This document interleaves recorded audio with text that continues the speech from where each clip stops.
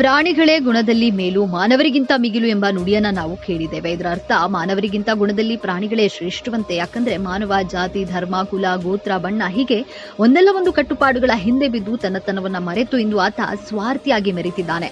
ಆತ ಕರುಣೆ, ದಯೆ, ಮಾನವೀಯ ಮೌಲ್ಯಗಳನ್ನ ಮರೆತು ಜಗತ್ತನ್ನೇ ತನ್ನ ಆಸೆಗೆ ಬಲಿ ಕೊಡ್ತಿದ್ದಾನೆ. ಆದರೆ ಪ್ರಾಣಿಗಳು ಇದೆಲ್ಲ ಗುಣಗಳಿಗಿಂತ ಮೇಲು, ಅವು ಮಾನವೀಯ ಗುಣಗಳಿಗೆ ಈಗ ಸ್ಫೂರ್ತಿಯಾಗಿವೆ. ಇದಕ್ಕೆ ಸಾಕ್ಷಿ ಎಂಬಂತೆ ಇಲ್ಲೊಂದು ವಿಡಿಯೋದಲ್ಲಿ ಹಸುವೊಂದು ನಾಯಿ ಮರಿಗಳಿಗೆ ಹಾಲುಣಿಸುವಂತಹ ವಿಡಿಯೋ ಸಿಕ್ಕಾಬಟ್ಟೆ ವೈರಲ್ ಆಗಿದೆ. ಹೌದು, ಗೋಮಾತೆಯನ್ನ ಮುಕ್ಕೋಟಿ ದೇವತೆಗಳ ಆಶ್ರಯ ನೀಡುವ ಪ್ರಾಣಿ ಎಂದು ಪೂಜಿಸಲಾಗುತ್ತೆ. ಈಗ ನಾಯಿ ಮರಿಗಳಿಗೆ ಹಸು ಹಾಲುಣಿಸುತ್ತಿದೆ. ಈ ವಿಡಿಯೋ ನೋಡಿದ ಮಂದಿ ಅಚ್ಚರಿಗೆ ಒಳಗಾಗಿದ್ದಾರೆ. ಅಲ್ಲದೆ ಪ್ರಾಣಿಗಳ ಮಾನವೀಯ ಗುಣಗಳಿಗೆ ಇದಕ್ಕಿಂತ ದೊಡ್ಡ ಸಾಕ್ಷಿ ಇದೆಯೇ ಎಂದು ಜನರು ಅಚ್ಚರಿಯಿಂದ ನೋಡ್ತಿದ್ದಾರೆ. ಈ ನಾಯಿ ಮರಿಗಳ ತಾಯಿ ಅಪಘಾತದಲ್ಲಿ ಮೃತಪಟ್ಟಿದ್ದು, ಹಾಲಿಲ್ಲದೆ ಪರದಾಡ್ತಾ ಇದ್ದ ನಾಯಿ ಮರಿಗಳಿಗೆ ಈ ಹಸು ಆಶ್ರಯ ನೀಡಿದೆ.